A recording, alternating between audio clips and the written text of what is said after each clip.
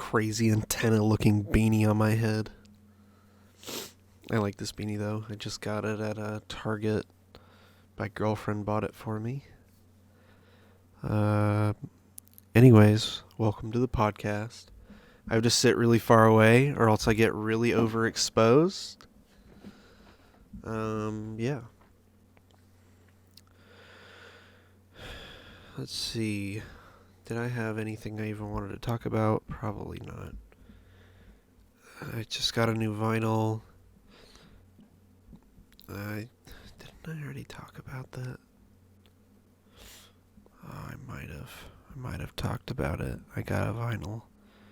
Heroin by Thornhill. I might have talked about it in the last episode, but I do have it. I got it in the mail, so that's pretty chill, pretty cool.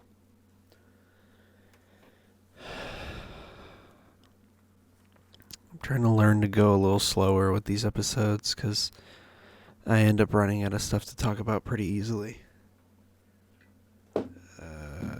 So yeah. Oh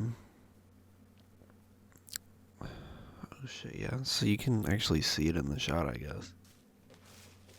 I've been eating cereal for the last few days. I guess I'll talk about my illness. So I'm not really sick anymore, but I had what I think was bronchitis for the last few days. From about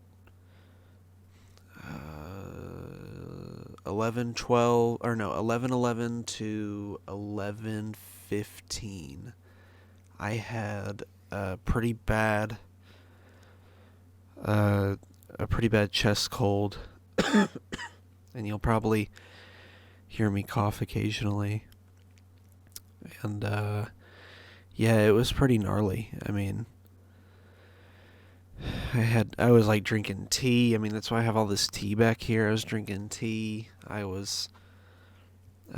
couldn't taste anything, drinks or food. It was just all around a rough time. But I'm fine now. And yeah, I mean, it was an interesting experience. I have a piece of Kellogg's cereal on my desk. It was an interesting experience. I've never lost my sense of taste like that. It wasn't COVID. You can get that sensation with other diseases. It's like asthmasia or something like that. That's what it's called. And it's where you lose your sense of taste. Oh my god, this chair's so fucking noisy. You lose your sense of taste and your sense of smell. So I would walk into a room, I could smell nothing. I would eat something, could taste absolutely nothing. I could just feel the texture of it, and that was about it. So pretty rough time. No, wait, this tweet got deleted. Okay. But yeah, pretty rough time. I was really upset because it was my 2-year anniversary with my girlfriend on November 11th, that Friday. And we were celebrating the next day. Well, I got sick that day. And so when we celebrated the next day, we went out to eat, and I got this Italian chicken sandwich. It was like pesto and spinach and grilled chicken and all this stuff and all this oil and everything, and it was really good, I would think. I don't know, because Saturday was the day that I lost my sense of taste. So I have no idea what that sandwich tasted like. So hopefully I can get it again. I ended up going back there on Monday thinking my sense of taste had come back. Got peanut butter French toast. Couldn't taste it at all. So that was equally disappointing. But yeah, it's just not been a fun experience. I've had like a diffuser in front of me. I've been drinking tea out of my little Yeti mug. I've been drinking a lot of tea. A lot of like cold treatment tea, and not like cold tea, but like the tea that has like the cold PM shit on the front of the box. I've been drinking apple cinnamon tea just to soothe my airways and everything, because when you drink that stuff, it's supposed to warm up your chest, which then frees up your lungs, and then you start hacking your head off to get everything out. So yeah, it's been rough to say the least. But yeah. But so, I've been sick with that. As a result, I had to miss a lot of work, but it's fine, I guess. I mean, I recovered, so I went back to work yesterday. Today is Saturday, so I don't know when this will go up, though. Somebody's speeding down the road. Damn.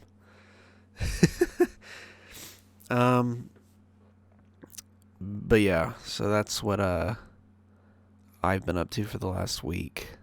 Just pain and hell and pain. And then what else have I been up to?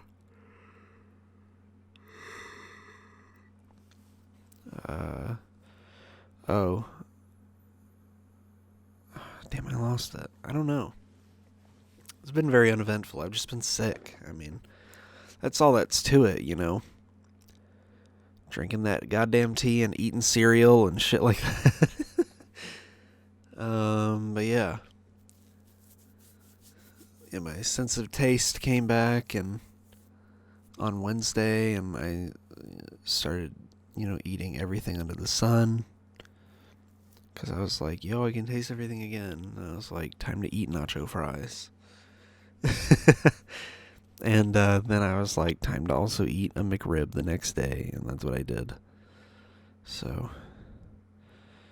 odd way to celebrate. But, like, it's weird. I can smell again, too. My sense of smell. Oh, let me get a sip of water. My mouth is getting progressively drier.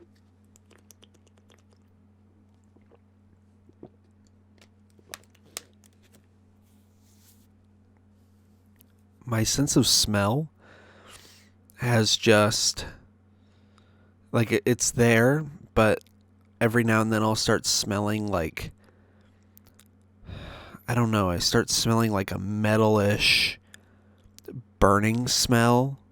I don't know, it's just like a burning smell in my nose. And then I'll taste like just something that's burnt. And it'll happen just at random times. Like last night I was talking to someone on Discord, and it just like randomly all of a sudden I started smelling burning and started tasting like a burning kind of taste, and it was just like ugh. And it's not the first time. Like, it happened this morning. It happened like right after I got it all back on Wednesday. It happened. It's such a weird little phenomenon. So but yeah, so don't get acute bronchitis. Do not get that, because that's pretty much what I had. I'm not even sure where I got it from either. Like, I have no idea where this could have possibly come from. But yeah, I had to suffer through that, so. And me and my girlfriend were joking around. I was like, at least this is like the 2-year celebration. If this was like the 1 year, this would have sucked. But you see what I mean? But because it was the 2-year celebration, we were like, whatever, we've already had the one. There's always next year, So that was kind of the justification that we used for that.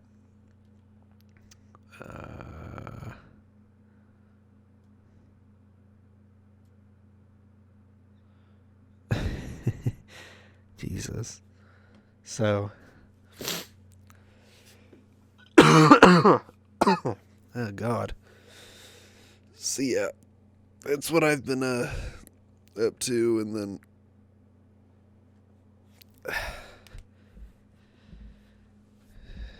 yeah, drinking a lot of tea, using diffusers, taking a lot of Mucinex and anti-inflammatories, and I've never taken so many meds in one day. In one short span of time, I've never taken that many meds. I was like loading up on, like sinus relief medication and ibuprofen and some decongestants and like Dayquil, and all of them kind of contain the same ingredients, so I would not recommend doing that. But that is what I was doing. Do I think it helped? I think it made me more miserable. Because I think what it was doing is it was taking away the symptoms, but I still felt like shit. And I feel like it was, if anything, just delaying the inevitable end to my illness. I feel like, because at one point it was like drying out. It was like, I used this at one point. This, oh God, it's too white. It's too white. That nasal spray, that was the worst. It went all the way through my nose. It hit the back of my throat, burned the back of my throat on both nostrils. And then, while it did free my symptoms, what it didn't do is prevent me from just having a completely dry-ass nose. It dried my whole throat, my nose, my mouth. Everything was just dry. I was like chugging water. This stuff is real good at getting you to buy more of this. So, I don't even know. I do not recommend getting this shit. It's too much. It works too much. Like, it'll free up your nose, but not for any benefit. I would have rather just had a clogged up nose and some drainage. But anyway, here we are.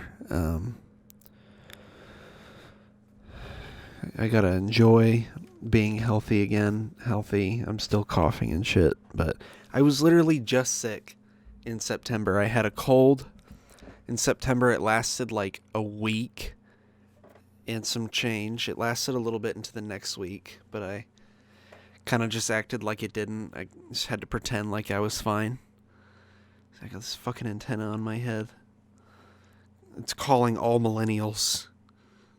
And Gen Z. That's what it's doing right now. It's calling all of them. They're all getting notifications that I'm over here. But yeah, it's just I just can't catch a break. When it comes to being sick, I just can't catch a fucking break. I'm like constantly, whenever I get sick, it's like a whole fucking event. It's just, I start dying. So, and it doesn't help. Ever since I've started gaining weight, I get even more symptoms than I used to, because, I'm heavier, so I'm using more energy to move around and to breathe and to just function in general. And then to take some of the leftover energy and budget it out to fighting an illness, I don't have a lot of it left.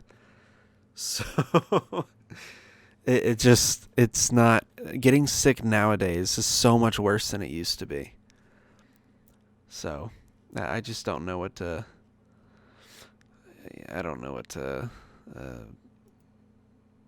even say about it. It was just a miserable experience. Anyway, so last episode I talked about how Twitter had some impersonation stuff going on. That was about a week and a half ago. It already feels like it's been 7 years. So here we are. Elon has already nearly tanked the whole fucking company. And I gotta say, it's a feat in its own. You know how Americans love teaching about Andrew Carnegie, the, capitalism's first exploiter, capitalism's first, millionaire or whatever, because, you're not supposed to be able to make that much money under capitalism. But it happened. And, everybody loves talking about him. I think this will go down in textbooks as well. I think it'll be like, and here is Elon Musk. He bullied his way into Tesla, and then he nearly ran that company to the ground, and then he bullied his way into Twitter. And at $44 billion later, that motherfucker is ruining it. I think it would have to go into like a textbook of some sort. I mean, this is insane. I've never seen a social media site tank this fast. And he kept tweeting, "Look, guys, we have high user interaction. We're not failing at all. I have seen maybe 3 ads since he took over, as opposed to seeing about 3 ads an hour before he took over." And, it's like, even with the high interaction, are you making any money on that? I mean, who's buying Twitter Blue except for the people that lick his prostate? And then all the people who run all the critical infrastructure are gone, or they're being fired publicly. And I mean, look, if he's gonna be like, look, we'll give him this. So there's high user interaction, but let's just put it like this: if I bought a $44 billion mansion and then I set it on fire, just because a ton of people showed up doesn't mean what I'm doing is good. There's just a bunch of people watching it burn. That's all people are coming to Twitter to do, is to watch it tank. It's not this like, oh, I've heard Twitter's actually good again, Elon Musk is running it. It's more so, holy shit, this billionaire bought this company for like a fourth or fifth of his net worth, and is now running it into the ground. Didn't Twitter start off with like 8,000 employees before he bought it, and now they're down to like 1,000? I mean, holy shit, dude. All the accessibility features team, the ones that make it to where like deaf people can see captions and blind people can hear tweets and whatnot, that team is gone. The fucking like lead engineering department is gone. I mean, literally, the moment this thing runs into a security problem, we're fucked. And I've also been hearing that if you have an authentication code, then if you log out of Twitter and try to log back into it, you cannot be texted the code because he shut off the service that texts you the code because he didn't think it was like necessary. How do you use Twitter and not realize how that's a necessary feature? He wants to get rid of the thing on every tweet. Here, I'll show the same tweet. The thing on every tweet that says where you tweeted it from. And he was like, I don't even know why we added that in the first place. It's just one of those features where it's like, it's nice to know where someone's tweeting from. That's it. And I'm sure it serves a larger purpose.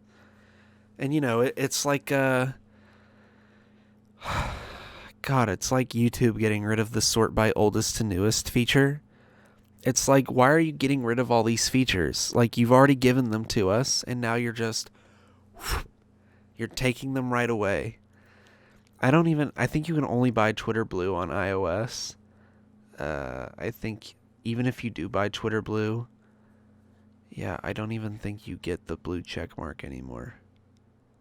Or no, you might.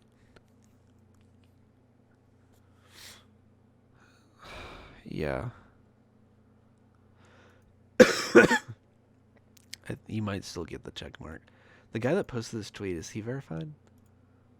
He is. Got it. Yeah, I just don't. I don't understand it. Twitter Blue was a stupid idea in the first place.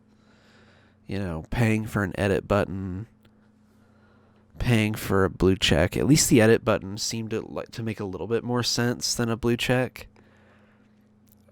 Why would you want a check mark if you're not an important person? As well as, once you got it, you just get relentlessly made fun of. So, you know, I don't see what the whole point is. But yeah. The company's running into the ground. So it's whatever. Let's see. Oh, yeah, I've never even talked about this. I have this like little Oregon Trail computer on my mic stand.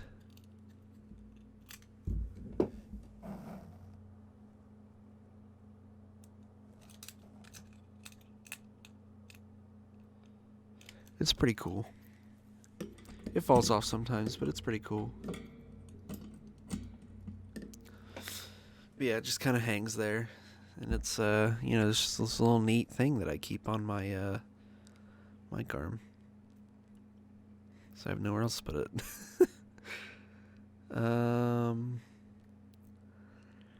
Yeah, so, you know, Twitter's gonna fucking implode.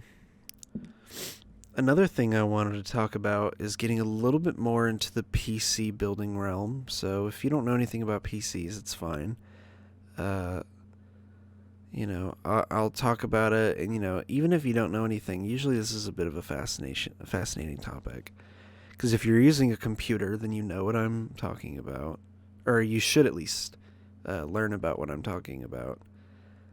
So, someone just their car, probably a truck. So the RTX 4070 Ti was announced. It's the old 4080 SKU that they announced.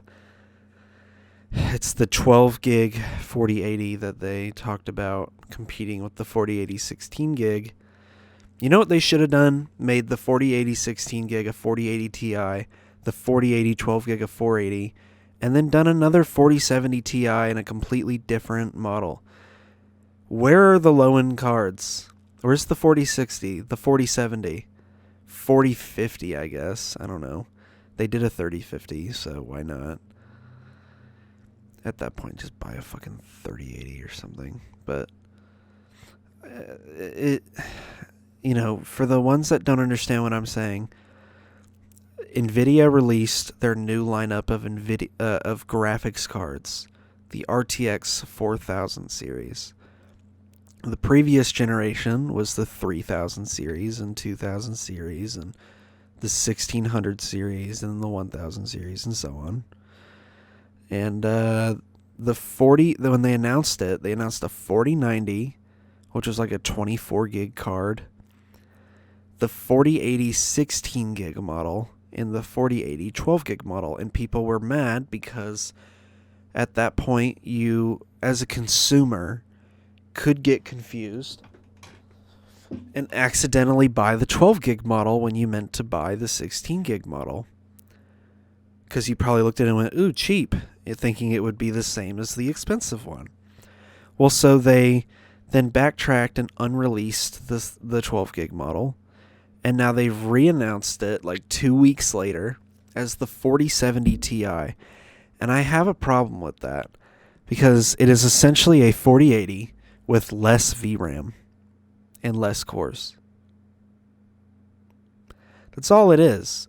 And, you know, if they cut the price a significant amount, sure, but I've seen where they're talking about prices on like the 4080 and the 4070 Ti and all that stuff, like the rumored stuff for the 4070 Ti. It's just not worth it. I think it's been benchmarked as like slightly better than the 30 series counterparts. It doesn't seem worth it. And it reminds me of the 3060 because there's a 12 gig model, which is what I'm using right now, and there's an 8 gig model, and I almost bought the 8 gig model despite it being like a $10 price difference. And at least at the time it was $10. GPU shortage prices and everything. And I even thought at the time, that's a little weird. What if somebody wanted to get the best 3060 they could buy and bought the 8 gig model? At that point, why not just call it a 3050 Ti or something like that? Or don't do that model at all.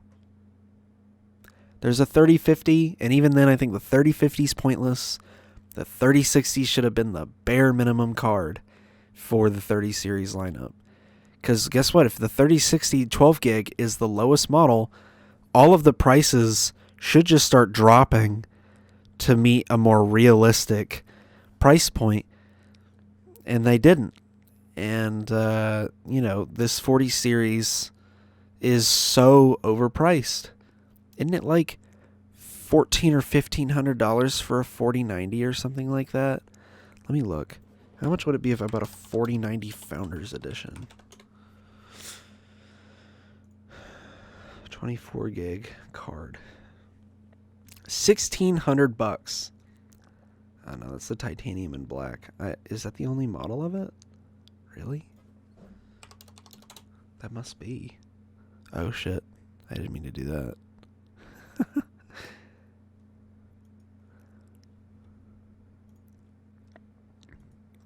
That is the only model. Or you can get the Gigabyte one, which is $1,700, but it looks pretty and it has little lights on it. Or you can get the 4090 Supreme Liquid Cooling, which is $1,750.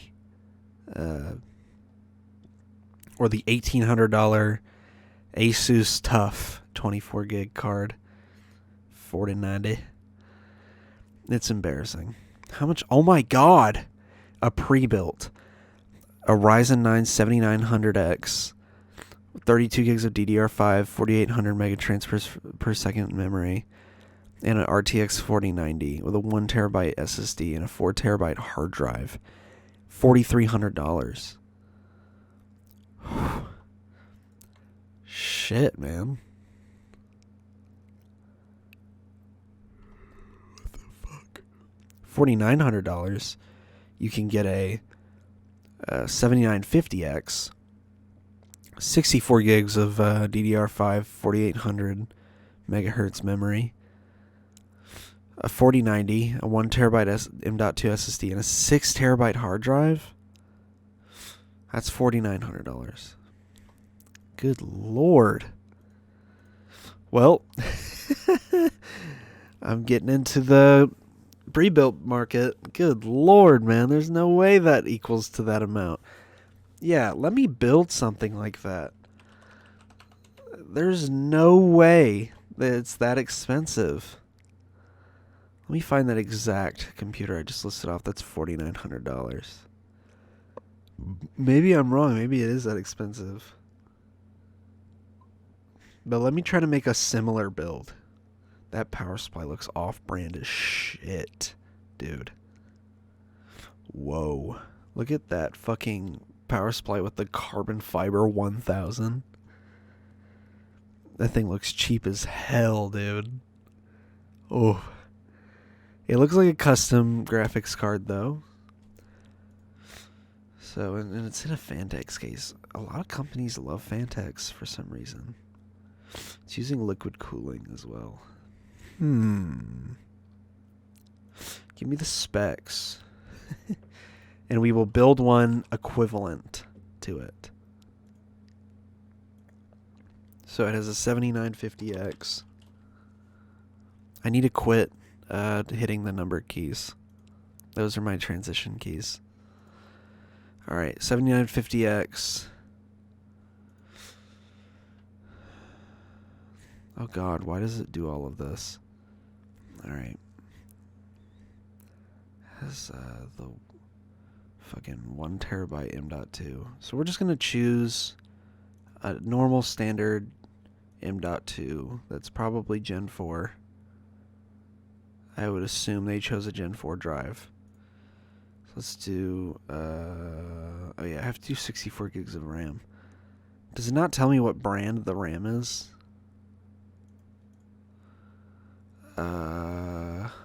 Those look like G.Skill sticks, maybe? So I'll do G.Skill. Right? Yeah, I'll do G.Skill RAM.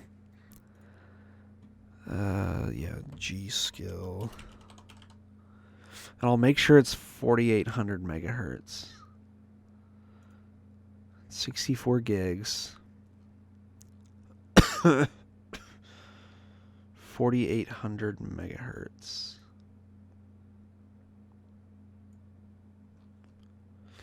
Whoa. Alright, never mind. I'm going to have to go with like a different brand. The brand doesn't really matter. I mean, all that matters is that I can get a lower price on a computer.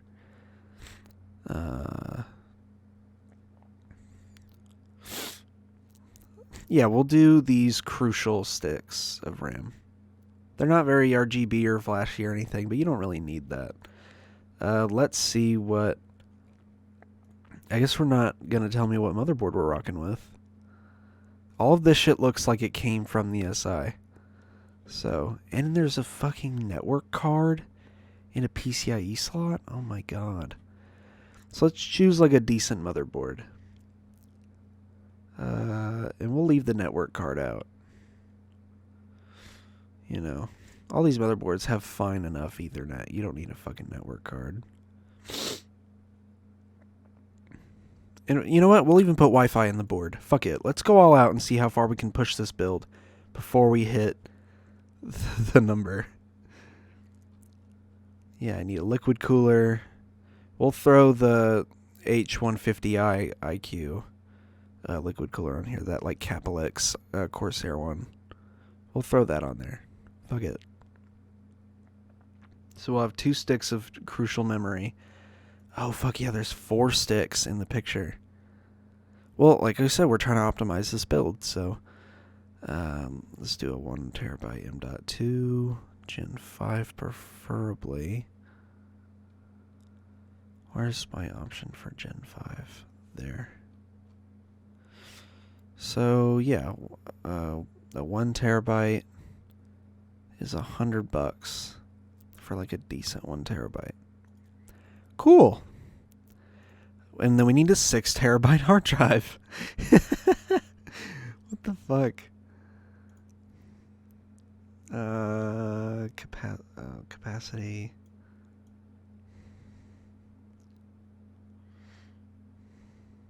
We need a 6 terabyte.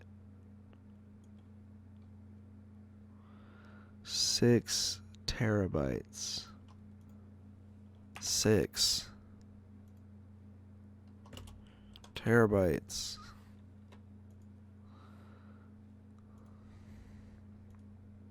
Damn, there's 22 terabyte drives. Good lord, Western Digital. And Seagate. 6 terabytes, 6 terabytes, 6 terabytes, 6 terabytes. I just need something. Fuck it, we're gonna throw a NAS drive in there. 6 terabyte hard drive for $165. Good lord, I didn't even know you could do that. Choose a video card, 4090.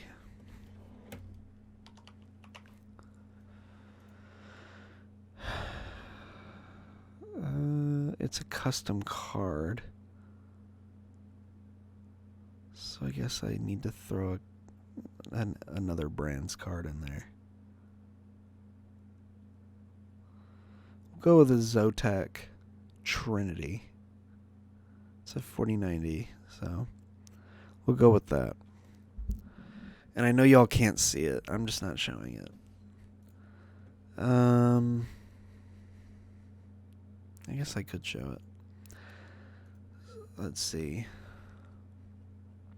So I have that. A case. It's a Fantex case. So will it actually tell me the model? That doesn't really tell me much.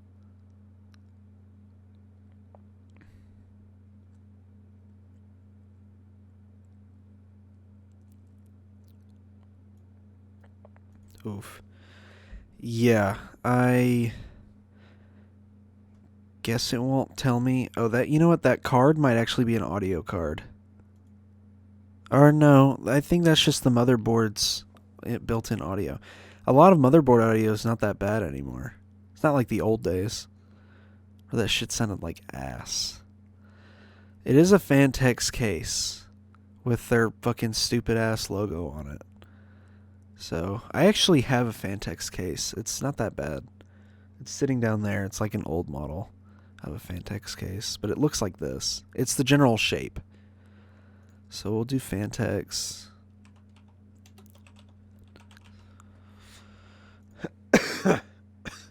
That pretty much looks like that's it, but ours has like a little window for the power supply.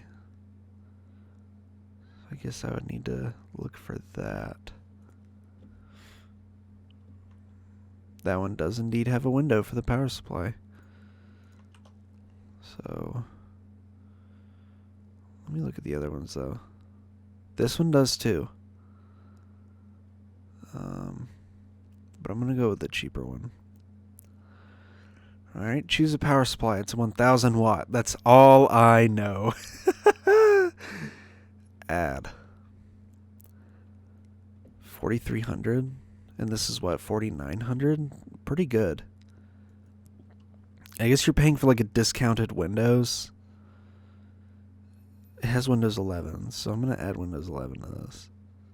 Choose a monitor. This doesn't come with a monitor. And it comes with like the shitty proprietary keyboard and mouse. That shit's like $5. It's not worth that much. There is a network card, which you don't need. I think that's what that is. Unless it's like a Wi-Fi card. It might be a Wi-Fi card. Either way, we chose a motherboard with a built-in Wi-Fi card. All in all, it came out to be about $4,400. Or $4,500 if you don't count all these like discounts and mail-in rebates. This, $4,900. You could very easily build this for about $400, $400 to $500 cheaper. That is our verdict. So that's what I say about it. Don't buy pre-builts. Go to Best Buy and like look at what kind of computers they got on display that are marketed as gaming. Outrageously priced. Like beyond outrageously priced. They are embarrassing. I don't know how they get away with selling computers like that. I guess it's just because no one knows. Every time I see like an old, like, not an old, but like a grandma with a little kid buying a gaming computer at Best Buy, I always want to stop them and be like, let me evaluate how much this should cost and how much you're overpaying for it. But I don't want to like ruin the kid's trip to Best Buy. If they can afford it, they can afford it, you know. The kid is not that old, and it probably eventually he'll end up upgrading it himself anyway, so it doesn't matter. He ain't paying for it. There was actually a specific incident where that happened, where I watched a grandma with her grandson walk out of a Best Buy with a gaming PC, and I was like, oh, no. And then I was like, yeah, it's whatever. That kid doesn't care. It'll play whatever fucking game he wants to play. Call of Duty at low settings. So,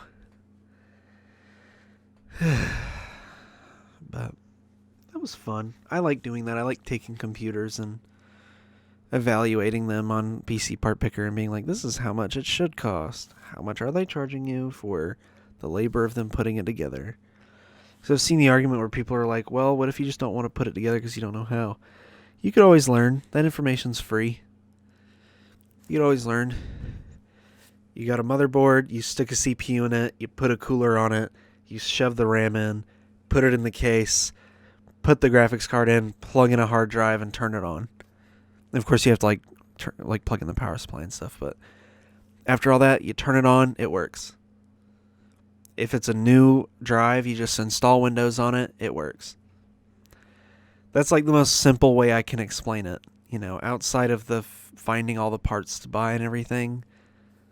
So, yeah. What? Oh yeah. So I'll add on to the me having no sense of smell. We went to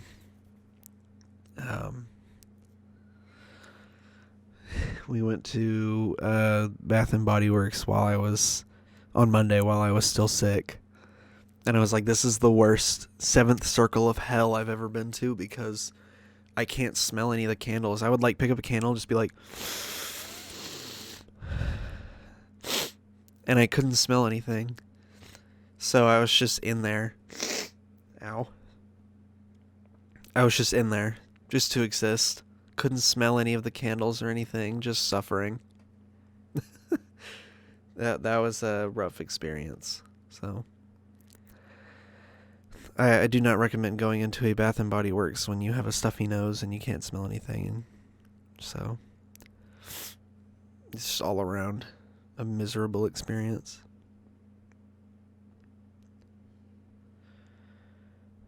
Man, and I was like so groggy and tired and everything. Before I realized you weren't really supposed to drink caffeine with that particular illness, I drank like a coffee and then I couldn't taste it. So I was like, what the fuck? That's how I found out I couldn't taste anything, was not being able to taste the coffee. And, but I was like amped, you know, I was out here cleaning my room and doing all kinds of shit. And then I like crashed around the time that we were finishing up at the restaurant. I was like, oh. And I got like really pale and my girlfriend was like, you don't look all right. I was like, yeah, I don't feel all right. So that was an interesting little experience. But yeah, you know, it's over now, so I'm feeling better. Yeah, that's interesting. I don't talk about PC stuff very often online, so I just recently learned how to build, not recently, I learned how to build a computer back in October of 2021 because I was having computer problems and my power supply sounded like it was dying because it was making like a rattling, like, you know, little squealing noise, which is usually a sign that something like a coil or something is yelling at me from inside the power supply. And so I watched a video on how to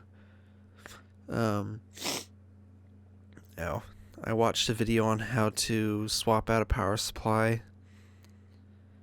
And then, because I was like really fluent in troubleshooting like software issues, I knew next to nothing about hardware. Like if something was wrong with my computer, I would try to troubleshoot it on the software side. And once that failed, I'd be like, fuck it, I guess I just can't fix it. Because I didn't know anything about hardware or anything like that. So I learned how to swap out a power supply, and then I kind of just fell down this rabbit hole of like, oh, this is how you,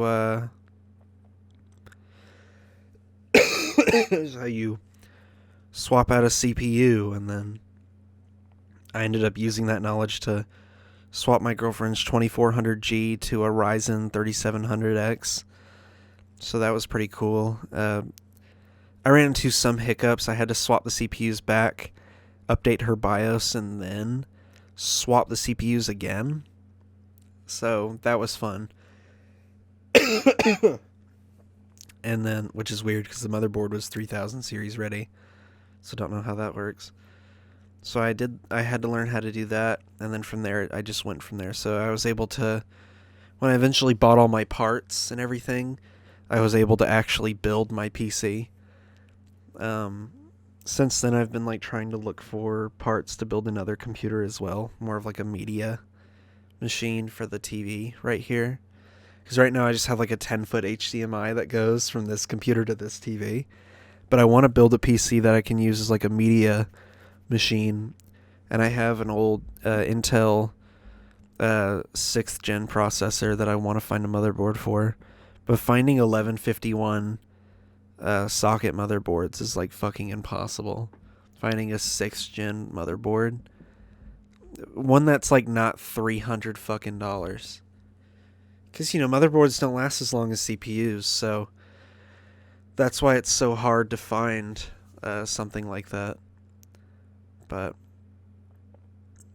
yeah, so I have that. I could get another AM4 motherboard and use my 2400G, because I ended up using that processor from my girlfriend when I swapped them. I took it home and then eventually used it in my computer, and then I bought a better CPU down the line. But because if it's just like a media computer, all it needs is like a decent CPU, and then just like a little bit of RAM, and then I have an old AMD RX 570 I'm gonna put in there. So I already have like a media computer kind of, but I can't get any internet connectivity on it. I don't have a Wi-Fi card for it, nor do I have Ethernet up here, and it's running old AMD FX series hardware, and so and it's also running an old RX 460 because I don't want to put the 570 in it yet. So that's kind of that update on that computer. But yeah, I've been learning more computer stuff for like the last year and a couple months or so. It's been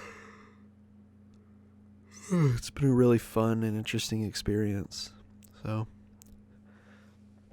a lot of work at first. It's a lot of work at first. Like once you get the basic terminology down and you kind of understand what you're looking for, it's a lot easier to figure out. If you know what motherboard goes with what CPU, goes with what RAM, and then like what is like a decent graphics card to look for the type of CPU you got. As long as you like kind of figure out what you're looking for, you can figure it out. So I've been doing that. But yeah.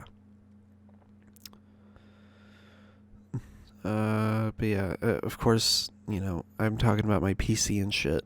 If you ever go to my Twitch, I have like a PC specs, like paste bin under my streams in the about section. So if anybody was ever curious, that's where you would find that. But man, apparently it's Joe Biden's birthday. That's kind of interesting. Let me look. There's like this one tweet of him just sitting in a chair that I keep seeing.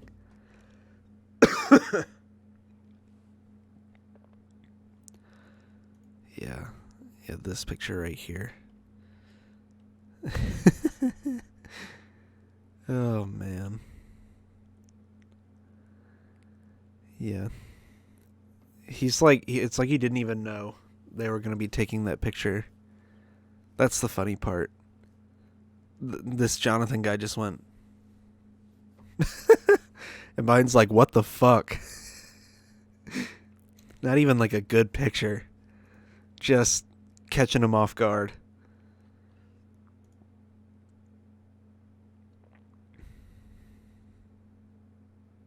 But yeah. God damn, he's so fucking old. I used to make like jokes about him because I'm a Bernie supporter, and I'm also a leftist, so I used to like make fun of him and stuff in like a jokey way. My God, man, I now I legitimately am just like, ugh. I don't like him, but if Trump is running against him again, I have to vote for him. It's there's no question about it,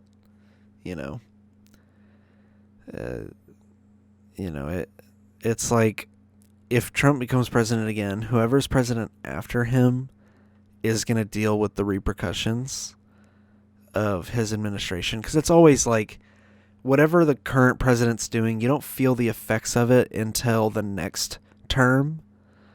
And then that president has to deal with it. So it can either be like a good thing or it can be a bad thing. In Trump's case, Trump inherited a great economy. It ran smoothly, and then towards the end, just exploded because of the pandemic. And probably partly because of his tax cuts too. And then Biden comes in and he inherits this horrible economy that he's slowly trying to rebuild. Probably by the time his first term is up, either his second term will be better, or if Trump wins, his term will be like, godsend. So then people are going to vote for Republican after Trump is out of office. And guess what? That Republican is going to have one of the worst fucking economies to have to deal with, and it's just going to get even worse under a Republican. And then a Democrat's going to take over and be like, shit. Because, Reagan unraveled our economy back then, and then, Bush Sr. took over, and it was okay for a little bit, and then you started to see the cracks in the system. And then Bill Clinton, stabilized the economy enough, and then it just all fell apart under Bush. It all fell apart under Bush. So, yeah, man. But yeah, it's crazy that I'm gonna have to vote for like an 80-year-old fucking man in 2024 if he runs again. I really hope they choose someone else. I don't know though. That's kind of risky, I guess, against Donald Trump. Biden will die in office. He will die in office in his second term at the latest. Either it'll be in this term or it'll be in his second term. That motherfucker's gonna die. So, I'm just saying, man. That man's old as shit. He doesn't seem like he's doing too well. So, anyway, I think that'll be my closing remarks, is that the president is probably gonna fucking perish within his presidency. Especially if he wins the second term. So, that'll be all for me. I'll be back at some point. I'll